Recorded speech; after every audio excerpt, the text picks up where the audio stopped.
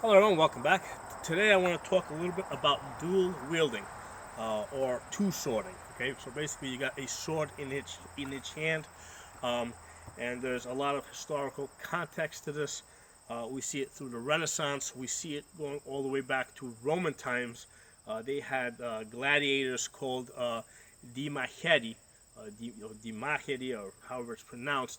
Di meaning two, and machete meaning war sword. So two war swords. That's how that translates. Okay. So the first thing, as far as talking about two swording, is, you know, fine. You've got two swords, but what weapons does your opponent has? And there's really three options. Okay. They're either going to have a sword and shield or sword and buckler. Okay. So a sword and some type of a blocking device. Okay. So sword and buckler or sword and shield, that's one. The other option is they might have a two-handed weapon, and it doesn't matter so much whether it's a two-handed sword or a polearm. Same idea. Basically, the other person, has a weapon that they're holding with two hands. Okay, so what that means is that they have to both attack and block in the same motion with that two-handed weapon. With the sword and shield, on the other hand, they can block with one weapon and attack with the other. Okay, so that's an important distinction. And the third possibility is that we're fighting somebody that also has two swords. So that's two sword on two sword. Okay, so those are your three possibilities. And I mean, you can change it a little bit, but it's really not going to change that much. So if you got somebody that has, let's say, two axes, same thing, it's two weapons. Okay, they can attack you with either one. Um, okay, so we have sword and shield. We've got a two-handed weapon, and then you have another person that has two swords. Those are your three possibilities, and that's going to really determine how you fight. Okay, in the first fighting the first scenario where we're fighting somebody that has a sword and shield or sword and buckler. What I did here is I kind of picked a buckler that's a large buckler. Um, so this can be seen either as a very small shield or a very large buckler. So this kind of will suffice. So the idea with this is it's all about deception. Basically, we're going to threaten with one weapon and attack with the other. So basically, we're going to come in, threaten there, attack there. So by us attacking here, that's going to force that buckler or that shield to move over to that side. They're probably going to also get their sword in there to sword block it, and then that attack, that will allow us to step here and attack high. Okay, we can also do this from reverse. Basically, I can attack, threaten that side, and then come around and attack that side. Now you notice when I'm attacking, I'm also blocking with my sword and attacking in the same motion. All the things that apply to single sword, right, where basically you have to kind of attack and block in one motion, um, can also do also apply to this. Uh, but you also have the option of using one sword entirely to block while using the other one to attack. So for example, if this person initiates an attack, I can take the block on my sword and then basically just attack them with the other sword. Okay, or if they attack on this side, right? Let's say they make it a attack that comes on that side, I can block that there and then counter with the other sword. So that's what I can do with two swords. Um, with two swords against somebody that's got a sword and shield, basically you have to kind of be aggressive. Both people kind of have to be aggressive. If you watch a two sword versus sword and shield fight, you will notice that they are, amongst two people that are experienced fighters, you will notice that they're out of range, and then when they come into range, there's some furious fighting. If somebody's not killed, then they go back out of range, and then they'll come back in range. They'll exchange another fury of blows and go out of range. But when they're in range, they are fighting. The goal of that sword and shield man is to basically kill me as fast as possible, because basically I do have twice the offense. Okay, I'm in the position to attack him from different directions. Okay, so he needs to kill me as fast as possible. Likewise, basically with I don't have a shield, so like 99% of my body is open. I'm especially vulnerable to a thrust from my opponent, who can stand behind a shield and basically, thrust at me. So I'm especially vulnerable to a thrust. So for that reason, a sword and shield versus two sword fight, it's very fast, it's very violent, it's very, it usually, once the two people come into range, it usually ends pretty quickly. Okay, um, I mean that's how a sword and shield fight works. And for the versus two sword fight. So from my position as a two sword guy, I'm looking for misdirection. Okay, I am basically looking to attack there, threaten on one side, attack to one side, and you'll notice that as I attack here, okay, as I'm bringing this sword back, it comes back into a defensive position. Okay, so typically when I attack, as I attack, one sword is attacking, okay, while the other sword is blocking. So here I'm attacking the leg, but I'm blocking my head here. Then here, as I'm attacking here, this sword is now on defense over here. So as I'm attacking, one sword is always on defense while the other one is attacking. Now the important thing about two sword fighting is that both swords are offensive, both swords are defensive. What you don't want to do is, use your, what's very typical is for a right-handed fighter to use the left sword as a skinny shield to just block and then just attack with the sword in their right hand. You don't want to do that. If you're going to do that, you might as well just get yourself a shield, which will do the job of blocking a lot better. What you want to do is make sure that you are attacking and threatening with both hands. And if you are primarily right-handed, you want to make a point of practicing attacking with your left hand. Do lots of attacks with your left hand, especially against a shield person, especially if that's a larger shield. I'm going to have more openings on the left side because basically the right side has more coverage.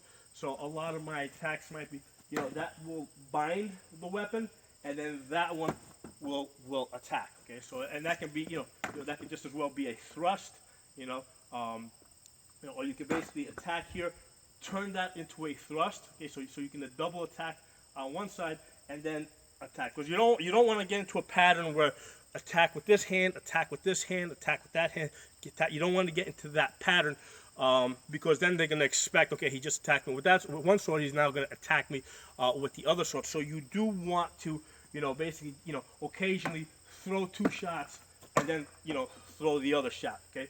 Or, if you're here, throw the thrust, cut, okay, and then throw the cut up there. So you want to, you don't want to get into a pattern where you're just going, one sword, the other sword, one sword, the other sword.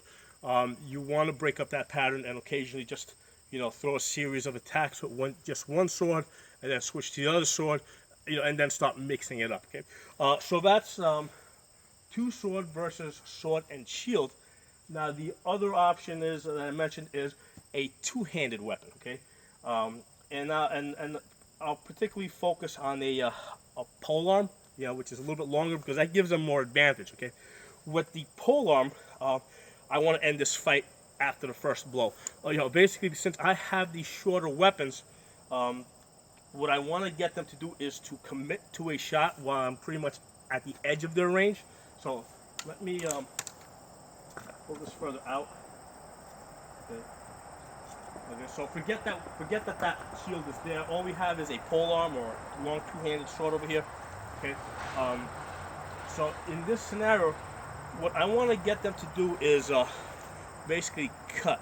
Okay, either cut or thrust, and basically extend their weapon. Because as soon as they extend that weapon, I then want to catch it, stay on it, don't let them go, and then come in and make my cut. Okay, so as soon as they extend that weapon, catch the weapon, ride it in, and then cut. Okay, either cut or thrust or whatever you want to do. But as soon as you get contact on that weapon, you don't want to let it go. Okay, you want to kill them at that point. because if they, and if they're now naturally once you get contact and you're riding them in, okay, they're gonna want to free themselves up because they know what's coming. They know you got another weapon over here. They know that you're trying to control them with one weapon and kill them with the other. So they're gonna start backing up. You just gotta keep following them. They're gonna try and back up in circles. They're gonna try and back up diagonally. Stay with them and basically kill them. Okay, and that's what the the two sword versus the polearm fight is like. I mean, from their perspective, obviously they want to keep you at range. They want to keep you at the edge of their range, where they can kill you, but you can't kill them. So their best weapon against you is a thrust. Maybe followed by a long cut. And they probably don't want to make a big cut from back here. They don't want to bring that tip. They probably want to keep that tip. They want to keep that tip there. Come back, make a cut. And just keep trying to kill you at a distance. Not letting you bind their blade up and then come in and make that kill. Because once you bind that weapon up, they're not in a good place. Okay. So that's the two sword versus the polearm or two-handed sword. And the other option I mentioned is the two sword versus two sword. Okay, and usually this ends up into a rapier fight, regardless what type of sword you have, because basically I'm gonna typically present tips. I don't want to get I don't want to cross my tips. I don't want to get my tips so close. I don't want to get my blades close so that they're able to tie it up with one weapon and then kill me with the other. Unless I'm presenting that as an imitation, right? As an imitation that, where I have one blade here and the other one here, where I expect that they're gonna try and bind them, and then I'll immediately free it and attack. So that's a setup really. But generally speaking, I don't want to get my blades caught up. I want to present tips. Usually, two sword versus two sword fights are a lot more tactical. There's a lot more going on because the weapons are evenly matched. Both people typically have the same, are within the same range. So that tends to be a little bit more strategic with both sides trying to bind up the other person's, both weapons with one sword, because that's what ideally what I want to do. If that person has two weapons, I got two weapons. I want to try and lock up both of his weapons, right? Let's say this is two weapons here. Lock them both up with one sword, and then, at my leisure, pretty much kill him with the other sword. So two sword versus two sword. They usually, the kills are usually with thrusts, at more at the edge of the range. Although sometimes you can close in and make it cut, especially if they're trying to back up and you're trying to suppress, keep them down. So if they got two weapons, I manage to bind the two weapons in. I'll ride them in as they're backing up.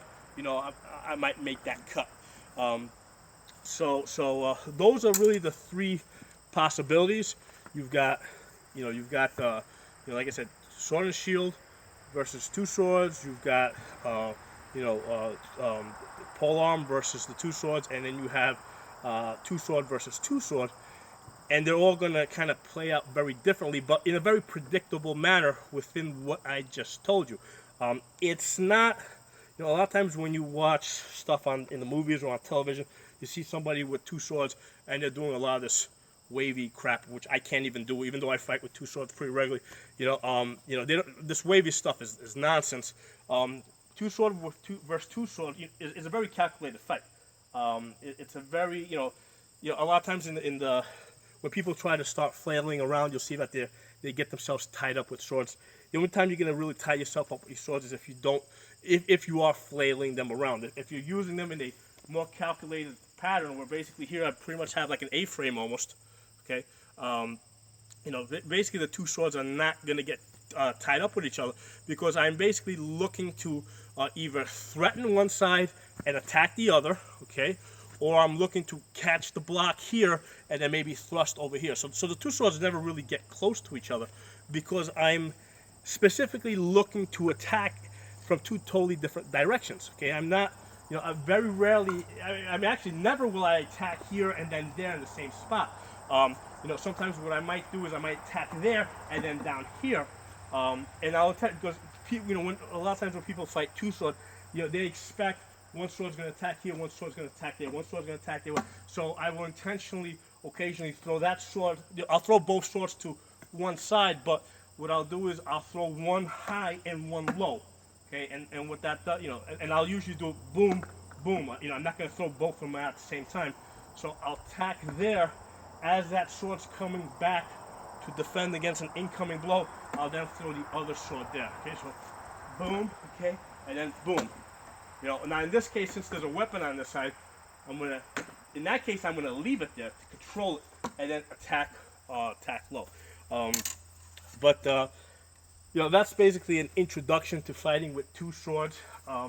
It is not a nonsense form. A lot of people say that two sword versus two sword doesn't make any sense, and it does. It does make a lot of sense. I mean, it may not make a lot of sense on a battlefield where you have like arrows and you got cavalry on the field as well. It probably doesn't make a lot of sense in that context. But it certainly makes sense in the context where your shield just broke and you can't find another shield, so pick up another sword and fight with. Use that to fight with. It makes a lot of sense in that context. It makes a lot of sense in a duel. It certainly makes a lot of sense in a tournament.